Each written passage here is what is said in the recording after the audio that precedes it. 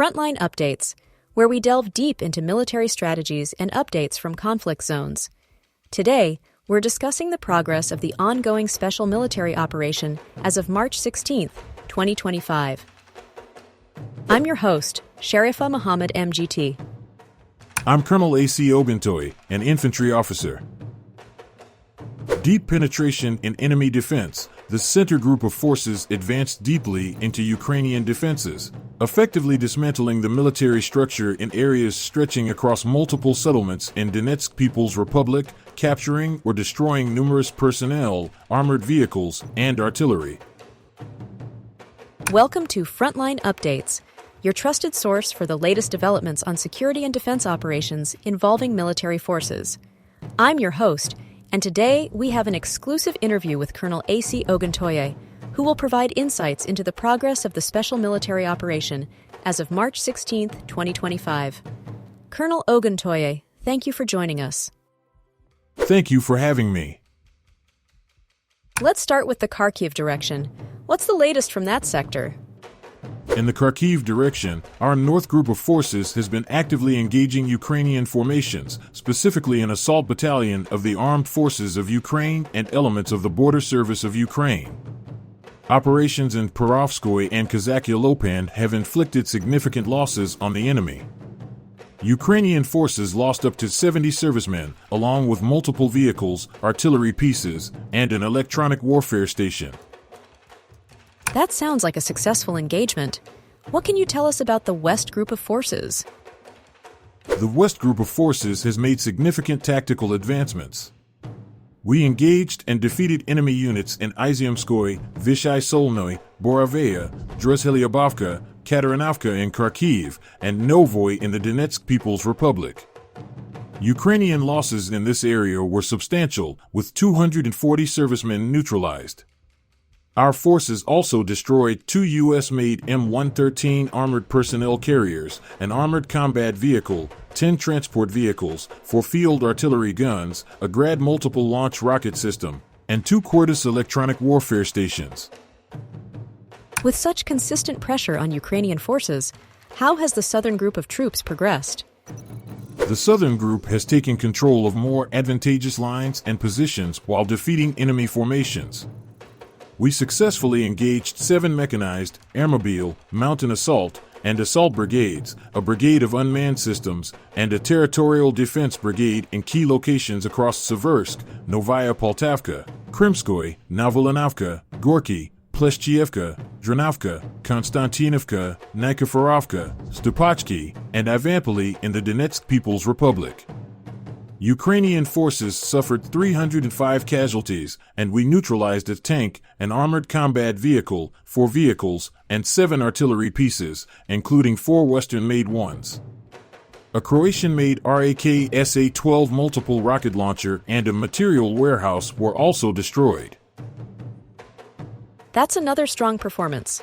Have there been any deep advances into enemy defenses? Absolutely. Our center group of forces has been pushing deep into Ukrainian defensive positions and has dismantled multiple enemy formations. We inflicted heavy losses on 4 mechanized brigades, 2 ranger brigades, an unmanned systems brigade, an assault regiment, 2 marine brigades, and a National Guard brigade. These engagements took place in Shevchenko, Krasnoarmysk, Zverevo, Sribnoy, Petrovskoye, Udaknoy, Ulyanovka, Peskanoy, Uspanovka, Dimitrov, and Alexievka. The Ukrainian armed forces lost up to 450 servicemen, along with 5 armored combat vehicles, 8 pickup trucks, 5 artillery pieces, and an electronic warfare station. It seems like the entire front line is seeing action. What is the current situation in the East and DNEPR sectors? The East Group of Forces has been consolidating positions along the front line while engaging Ukrainian mechanized and mountain assault brigades, as well as a Marine brigade in Veseloy, Volnoy Pol, and Konstantinopol. Ukrainian forces lost over 150 servicemen, 2 armored combat vehicles, 5 transport vehicles, and 3 artillery pieces. The pattern of success seems to extend across every front. How has the DNEPR group of forces been contributing to the operation? Meanwhile, the Dnieper Group of forces inflicted losses on 2 mechanized brigades, a mountain assault brigade, and 3 coastal defense brigades in Perovskoye, Nikolskoye, Tokarevka and Kherson, and Kamenskoye in Zaporizhia. The enemy suffered 90 casualties, along with 5 vehicles, 2 field artillery guns, and 3 electronic warfare stations destroyed. These are serious losses for Ukrainian forces. How has Russian air and missile power supported these operations? Our operational tactical aviation, strike drones, missile troops, and artillery units have been highly effective. We targeted military airfields, UAV production workshops, storage sites, and concentrations of enemy forces and foreign mercenaries in 151 different districts. These strikes have critically damaged Ukraine's ability to reinforce its troops and sustain operations. Additionally, our air defense systems intercepted and shot down 4 U.S.-made JDAM guided aerial bombs and 141 unmanned aerial vehicles before they could reach their targets. Let's turn to the Kursk region, where we've seen continued fighting. What's the latest there? The situation in Kursk remains under control, with ongoing operations to repel Ukrainian attempts at incursion into Russian territory. Our North Group of forces has been actively engaging enemy forces, inflicting heavy losses on a mechanized brigade, 2 airborne assault brigades, 2 territorial defense brigades, and an assault regiment in Gabelevka, Gornal, Gavo, and Oleshnya. We also launched artillery and tactical strikes on Ukrainian positions in Zapsali, Lochnia, Basavka, Belavadi, Veselovka, Vodolagi, Zuravka, Miropoli, Novaya Sich, Novinkoy, Abadi, Unikovka, and Yablanovka in Sumy Oblast. What are the confirmed enemy losses in the Kursk region over the past 24 hours?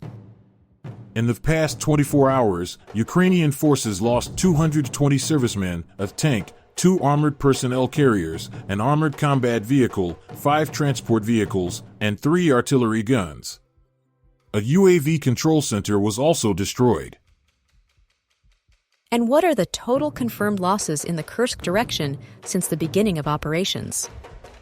Since the beginning of operations in Kursk, the enemy has lost 67,850 servicemen, 394 tanks, 317 infantry fighting vehicles, 285 armored personnel carriers, 2,200 armored combat vehicles, 2,442 transport vehicles, 558 artillery pieces, 52 multiple launch rocket systems, including 13 MRs and 7 U.S.-made MLRS systems, 26 anti-aircraft missile launchers, 120 electronic warfare stations, 16 counter-battery radars, 10 air defense radars, and 56 engineering and logistical vehicles.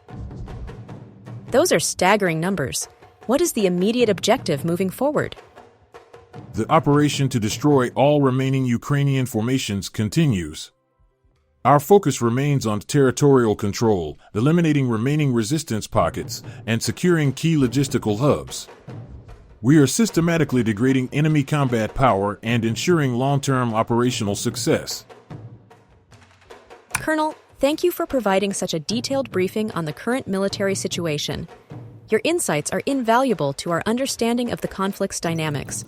And thank you to our listeners for tuning in. Join us next time as we continue to provide up-to-date coverage on global military affairs. Stay with us for more updates and expert analyses on global defense and security issues. Stay informed, stay secure. Thank you. It's crucial to keep the public informed about the progress being made. Today, there is significant military activity involving U.S. airstrikes on Yemen's Houthi rebels, which have resulted in numerous casualties, including children among the 32 reported dead. The U.S. has declared that it will continue these strikes until the attacks on shipping cease. Additionally, there are ongoing tensions with Iran, which has denied providing support to the Houthis amid these recent strikes and threats from the U.S. government. In Gaza, Israeli airstrikes have led to casualties, marking the deadliest incidents since a truce was established. The situation remains fluid, with ongoing discussions about ceasefire conditions and hostage negotiations in the region.